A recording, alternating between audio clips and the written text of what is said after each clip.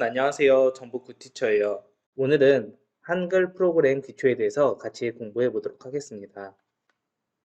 지난 시간에 한글 프로그램 구매하는 걸 설명드렸었는데요. 구매를 하신 분도 계실 거고 기존에 사용하는 버전을 그대로 사용하시는 분도 계실 것 같아요.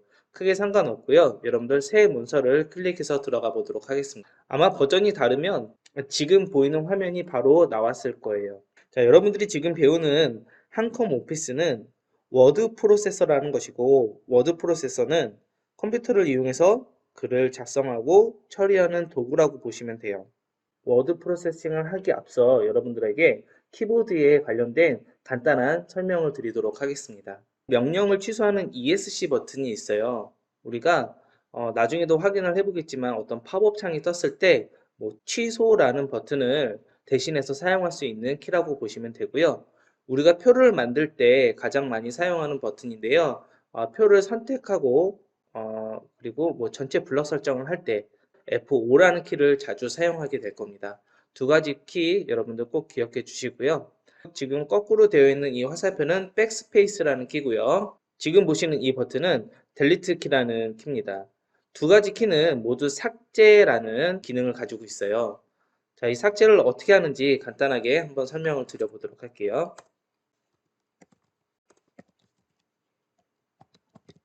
자, 예를 들어서 여러분들 제가 여기다 정보 굿티처라고 글을 작성했는데요. 백스페이스를 누르면요. 커서를 중심으로 왼쪽에 있는 글자를 삭제하게 됩니다. 예를 들어서 지금 커서가 정보 굿티처, 굿하고 T 사이에서 커서가 깜빡이고 있잖아요. 이럴 때 백스페이스를 누르면 커서의 왼쪽에 있는 글자니까 굿자가 지워지게 됩니다. 그리고 지금 사용하는 이 델리트 키를 누르게 되면요. 여기서 커서를 중심으로 오른쪽에 있는 글자를 삭제하게 되니까 T자가 지워지게 될 거예요.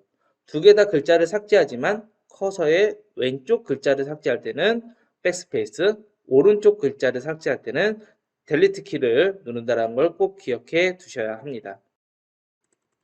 탭은요, 기본적으로 8칸 띄어쓰기라고 우리가 배웠을 건데요. 표 안에서는 표에서 다음 칸으로 이동할 때도 많이 사용하는 키니까 꼭 손에 익혀 두시고요. 캡스락은 대소문자, 캡스락은 대소문자라는 거 기억하셔야 됩니다.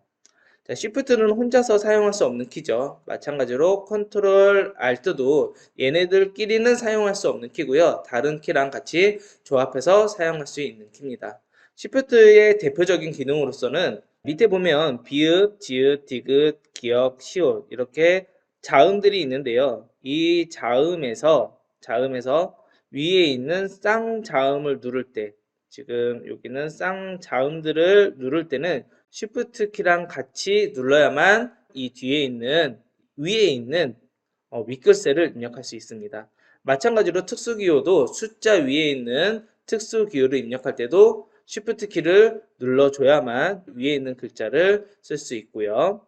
Ctrl Alt는 그때 각각에 맞는 단축키를 사용할 때 주로 사용하게 될 거예요. 여러분들 한자도 우리가 이번 시간에 같이 사용해 볼 건데요. 한자 키도 어떻게 사용하는지는 이따가 알아보도록 하겠습니다. 한영키는 한글로 쓰다가 한영키를 누르게 되면 영어로 바뀌고 또 영어로 쓰다가 한영키를 누르면 한글로 바뀌는 키입니다. 자, Alt랑 컨트롤은 아까 설명을 드렸으니까 넘어가도록 할게요. 자, Shift도 마찬가지고요. 자, 엔터는 여러분들 명령을 실행할 때 사용합니다. 그리고 워드 프로세서에서는 다음 줄로 쓸 때 엔터키를 주로 사용하는데요. 어떻게 하는지 같이 한번 간단하게 보도록 할게요.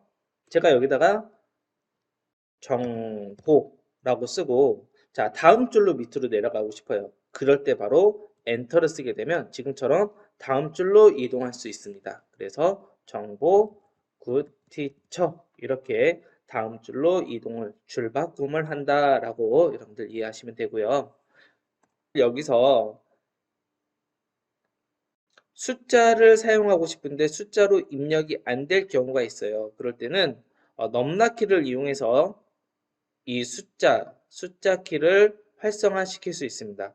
만약에 숫자가 안 되면 얘는 지금 현재 방향키로 인식을 하고 있는 거니까 주의하시면 되고요. 이 넘나키가 지금 현재 활성화되고 있는지는 이 바로 위에 넘나키의 불을 여기에 점등을 확인하시면 쉽게 확인하실 수 있습니다. 자, 기본적인 거는 여러분들 다 알려드렸고요. 나머지는 타자 연습을 통해서 충분히 이해를 하셨을 거라고 생각합니다. 한글 프로그램을 실행하게 되면 몇 가지 필요한 설정이 있는데요. 그 중에 첫 번째가 지금처럼 화면이 작아진 상태로 켜지는 경우가 있어요.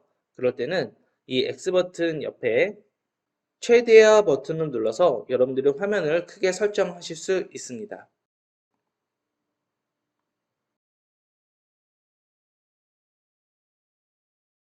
또 다른 설정으로는 여러분들이 글씨를 썼을 때 글씨가 너무 작아서 안 보일 경우 밑에 있는 돋보기 버튼 또는 슬라이더로 이렇게 마우스로 조정하면서 드래그를 하면서 여러분들이 글자 사이즈를 조정하실 수가 있습니다. 자, 이거는 사실 글자 크기를 실질적으로 키운 건 아니고요. 이 화면을 확대했다라고 보시면 될 것 같아요. 글자 크기는 그대로인데 여러분들이 돋보기로 이렇게 보시면 글자가 크게 보이잖아요. 약간 그런 개념으로 받아들이시는 게 좋을 것 같아요. 자, 마지막으로 설정하셔야 되는 부분은요. 여러분들이 지금 보이시는 이 기본 도구 상자 부분, 즉 여기 그림들이 있잖아요. 이 그림들이 안 보일 경우가 있어요. 자, 안 보일 때는요. 자, 오른쪽 끝에 보면 여기 꺽쇠 모양 보이시나요? 이 꺽쇠 모양을 눌러서 지금 보이는 기본 도구 상자를 열어볼 수 있습니다. 자, 숨길 수도 있고 열어볼 수도 있습니다. 같이 한번 해볼게요. 자, 지금 누르면 여러분들 숨겨졌죠? 그리고 한 번 더 누르면 이렇게 펼쳐지는 걸 확인할 수 있는데요. 2020 버전은 이렇게 한 번에 펼치고 한 번에 보이지만 이 전 버전 같은 경우에는 지금 보이시는 여러분들 서식 도구 상자. 아까는 여러분들 이 부분은 이름이 뭐였죠? 기본 도구 상자였는데 요 밑에 있는 요 한 줄은 뭐라고 하냐면 서식 도구 상자라고 해요. 여기 있는 요 한 줄은 서식 도구 상자를 하는데 이 서식 도구 상자가 숨겨져요. 즉 지금 꺽쇠 있는 부분을 누르면 처음에는 1번이 숨겨지고 그 다음에는 2번이 숨겨지고 그 다음에는 펼쳐지고 이런 식으로 한 번, 두 번, 세 번을 눌러줘야지 펼쳐지는 기능이니까요. 잘 확인하시고 누르시면 돼요. 한 번 눌러서 안 되면 한 번 더 누르시면 또 숨겨지고 그 다음에 눌러야 펼쳐진다 라고 이해하시면 될 것 같아요. 이건 버전마다 약간 좀 다른 부분이니까 참고하시면 되겠습니다. 이제는 화면 구성에 대해서 잠깐 살펴보도록 할게요. 첫 번째, 제목 표시줄이라는 게 있습니다. 제목 표시줄은 현재 작업 중인 문서의 경로와 파일을 표시하는 곳이고요. 두 번째, 창 조절 버튼이 있어요. 창 조절 버튼은 여러분들 세 가지로 구성되어 있는데 첫 번째는 여러분들이 보시는 창을 밑으로 내려놓는 최소화 버튼이고요. 그 다음엔 이 가운데 있는 건 아까 우리가 눌러봤죠? 가운데 눌러봤던 거는 최대화 또는 이전 크기로 복원. 그리고 마지막으로는 이 프로그램을 닫기 하고 싶을 때, 종료하고 싶을 때 누르는 이 X 버튼으로 구성되어 있습니다. 자, 메뉴 탭은요, 여러분들이 지금 보이시는 이 한글로 되어 있는 이 한 줄, 이 한 줄이 메뉴 탭입니다. 그리고 조금 전에 설명드렸던 바로 이 그림들을 모여 있는 곳이 기본 도구 상자고요. 각 메뉴에 자주 사용하는 기능을 그룹별로 묶어서 아이콘 형식으로 제공해 주고 있습니다. 그리고 가장 많이 사용하는 버튼들이 모여 있는 곳인데요. 바로 서식 도구 상자입니다. 서식 도구 상자에서 여러분들이 어떤 문서를 작성할 때 정렬을 한다던가 아니면 글자를 간단하게 꾸미는 작업을 하실 수 있는 곳이 서식 도구 상자입니다. 자, 나머지는 여러분들 뭐 여러 화면 구성이 있지만 기본적으로 제가 알려드린 이 구성만 알아도 충분히 기본적인 워드 프로세싱을 하실 수 있을 것 같아요. 자, 그럼 지금부터 간단하게 문서를 작성해 보도록 하겠습니다. 성공하는 사람들이 가져야 할 세 가지.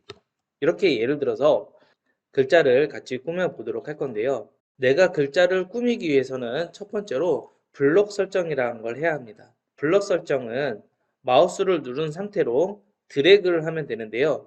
내가 원하는 글자 앞이나 또 뒤에서 내가 드래그를 해주면 지금처럼 블럭 설정을 할 수 있습니다. 마찬가지로 내가 사람에게만 블럭 설정을 하고 싶다. 그러면 마우스를 누른 상태로 사자 앞에서 마우스를 누른 상태로 오른쪽으로 움직여서 자 끝나는 글자에서 마우스 손가락을 떼면은 지금처럼 블럭 설정이 가능합니다. 세 가지 한번 해볼까요? 그러면 여러분도 숫자 3 앞에서 드래그를 하셔도 되고 아니면 G 뒤에서 마우스를 누른 상태로 거꾸로 가도 상관이 없어요. 이렇게 여러분들 자유롭게 블럭 설정할 수 있도록 충분히 연습을 좀 해 주셔야 하고요. 자, 이젠 글자를 좀 꾸며 보도록 할게요.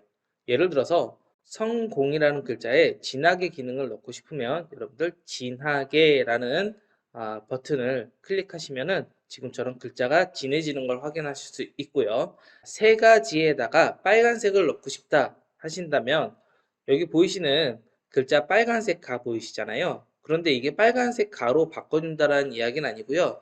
옆에 여러분들 펼쳐주는 버튼이 있어요. 이렇게 점처럼 생긴 버튼 있죠? 이 펼쳐주는 버튼을 누르시게 되면 여러 가지 색깔이 나오는데 그 중에서 빨간색을 선택해야만 빨간색으로 변경이 가능합니다. 빨간색 밑에 여러분들 요 밑에 바가 빨간색이잖아요. 이 색깔로 변경이 가능하다는 거예요. 한번 다른 걸로 바꿔볼까요? 자, 이번엔 사람을 파란색으로 바꿔볼게요. 그러면 지금 같은 경우에는 빨간색 가 밑에 빨간색 바가 있으니까 얘는 빨간색으로 변경한다는 뜻이겠죠? 자, 다시 펼치기 버튼을 눌러서 파란색으로 수정을 하면 여러분들 가 밑에 파란색으로 수정되어 있는 걸 확인하실 수 있을 거고요. 자, 그리고 나서 자, 사람을 확인하게 되면 사람이 파란색으로 바뀐 걸 확인하실 수 있습니다. 여러분들 화면상 이게 지금 검은색처럼 보일 수 있을 건데요. 검은색 아니고 파란색 맞습니다. 좀 티나게 하기 위해서 제가 색깔을 노란색으로 한번 바꿔볼까요? 노란색으로 바꾸면 오히려 글자가 좀 더 안 보일 수 있겠지만 자 이렇게 색깔이 바뀐다는 걸 좀 보여드리고 싶었고요. 자 빨간색과 밑에 바가 노란색으로 바뀐 걸 확인하실 수 있으시죠? 이렇게 여러분들 색깔을 바에 있는 색깔로 바꿔준다라고 보시면 될 것 같아요. 자 가져야에다가 밑줄을 한번 넣어 보도록 하겠습니다. 자 밑줄을 여러분들 넣으면 가가 세 번째 있는 가를 클릭하시게 되면 이렇게 가져야 밑에다가 밑줄을 넣을 수 있게 됩니다. 자 그리고 이제 정렬에 대해서 한번 알아보도록 할게요. 지금 정렬은 여러분들이 보시는 얘네들이 지금 다 정렬 기능인데요. 정렬은 여러분들 세 가지만 보시면 돼요. 나머지 정렬은 뭐 굳이 학습을 안 하셔도 되고요. 세 가지는요. 자, 왼쪽 정렬, 가운데 정렬, 오른쪽 정렬. 이 세 가지만 여러분들 눈에 익혀 두시면 되겠습니다. 자, 지금은 이미 왼쪽 정렬이 되어 있다라고 보시면 되고요. 얘를 가운데 정렬, 또 오른쪽 정렬, 아까 처음처럼 왼쪽 정렬이라고 보시면 되고요. 처음에 기본적으로 양쪽 정렬이 되어 있어요. 자, 양쪽 정렬은 신경을 안 쓰셔도 되겠습니다.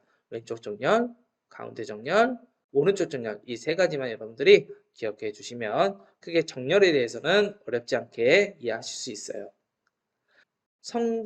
성공하는에다가 글자 크기를 한번 이번에 바꿔보도록 할게요.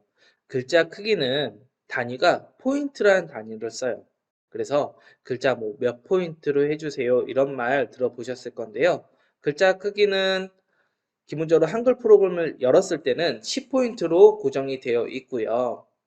그리고 이 글자 크기를 바꾸는 방법은 여러 가지가 있지만 가장 쉬운 방법은 위아래에 있는 요 버튼들이 있어요. 위 버튼, 아래 버튼을 누르면서 글자 크기를 키울 수도 있고 줄일 수도 있어요. 자, 여러분들이 적당하게 글자 크기를 바꿔주시면 되고요.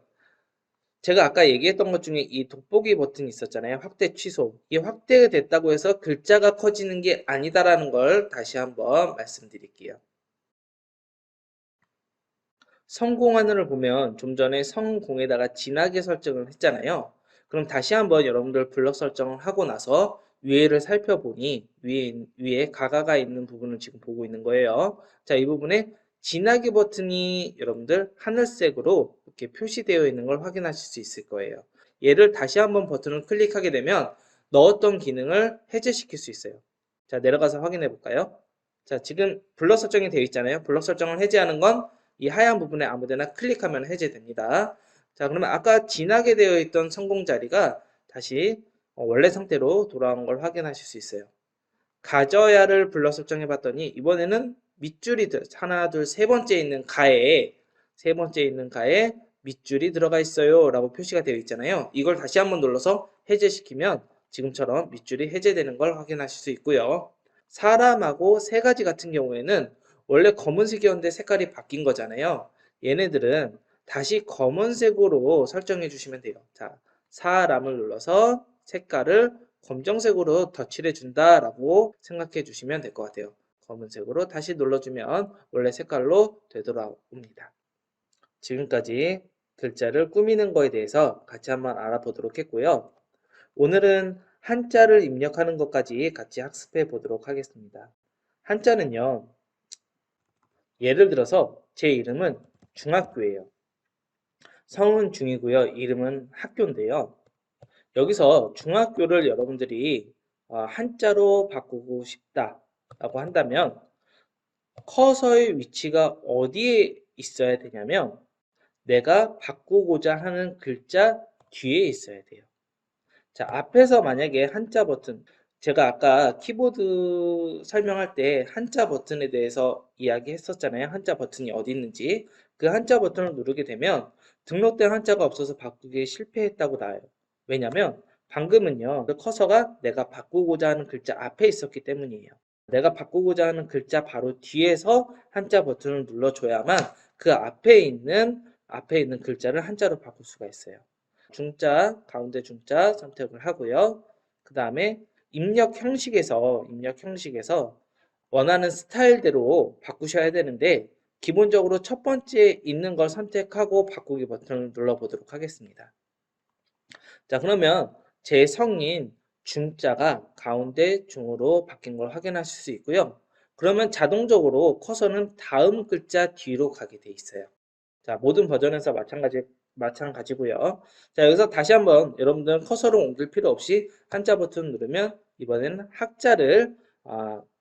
학자를 수정하실 수가 있어요. 다시 바꾸기 누르고요. 그 다음에 또 한자 버튼 눌러서 교자를 여러분들이 바꾸기 버튼 눌러서 바꿀 수 있습니다. 방금 같은 경우에 다시 한번 해볼까요? 자, 교자 같은 경우에 눌렀을 때 교자는 여러분들 학교 교자를 쓰잖아요. 그래서 내가 원하는 학교 교 이렇게 여러분들이 클릭을 해서 한자를 선택할 수 있으니까요. 여러분들은 이름에 맞는 한자를 선택하시고 바꾸기 버튼을 누르셔야 합니다. 자, 이렇게 하면 중학교가 완성이 되겠습니다. 여러분들 한문 시간에 고사성어를 많이 배우실 텐데요. 컴퓨터가 있으면 고사성어를 입력하는 건 정말 쉽게 사용하실 수 있습니다. 예를 들어서 역지사지라는 한자를 배웠어요. 자, 이 상태에서 여러분들 한자 키를 바로 누르게 되면 앞에 있는 역지사지의 네 글자를 한자로 바꿔주는 역할을 해줘요. 이래서 역지사지를 하나 나왔으니까 이건 클릭되어 있고요. 자, 밑에 보면 사전적인 뜻도 나와 있어요. 그래서 자, 이걸 확인하시고 자, 바꾸기 버튼 누르시면요. 한 번에 역지사지라는 고사성어를 바꿀 수가 있습니다. 이름 같은 경우에는 특별한 뜻이 있지 않은 한 한 번에 수정이 되지 않으니까 여러분들 참고해 주시면 되겠습니다. 오늘 배운 거 정리해 보도록 하겠습니다.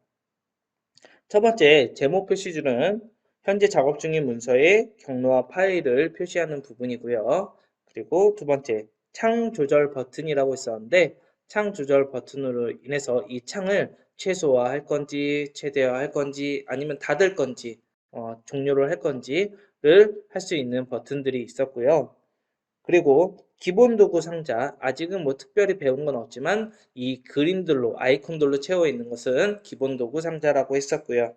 자, 그 다음에 제일 중요한 서식 도구의 상자에 대해서 우리가 공부해 봤고요. 서식 도구 상자 중에서 첫 번째에 있는 가는 진하게, 두 번째는 기울임, 글자를 기울여주는 기울임 버튼이 있고요. 자, 세 번째는 밑줄을 넣는 기능이 있었고요. 그리고 네 번째는 취소성, 이 밑줄로 가는 게 아니라 취소. 여러분들 글씨 쓰다가 취소하고 싶으면 가운데다 글씨 쭉 긋잖아요. 자, 그런 취소선을 넣을 수 있고요.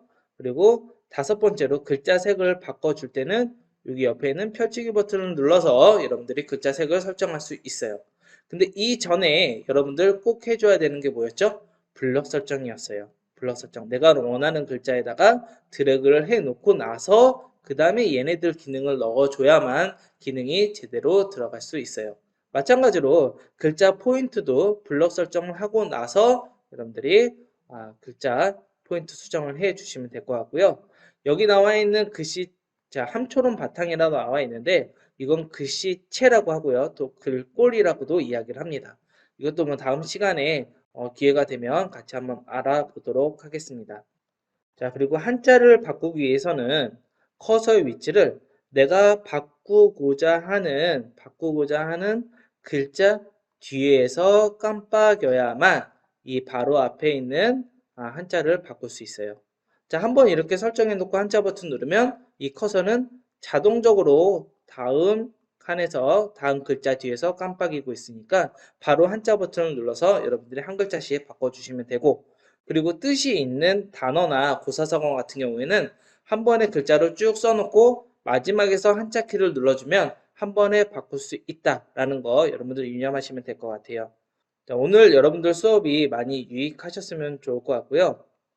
혹시 이해가 안 가는 부분은 여러분들 댓글을 다셔도 되겠지만 우선 반복적으로 계속 한번 보시고 그 다음에 실습을 해보시는 걸 추천해 드립니다. 여러분 오늘 수고 많으셨고요. 다음 시간에는 표를 만드는 것에 대해서 설명드리고 한글 수업을 마무리하도록 하겠습니다. 감사합니다.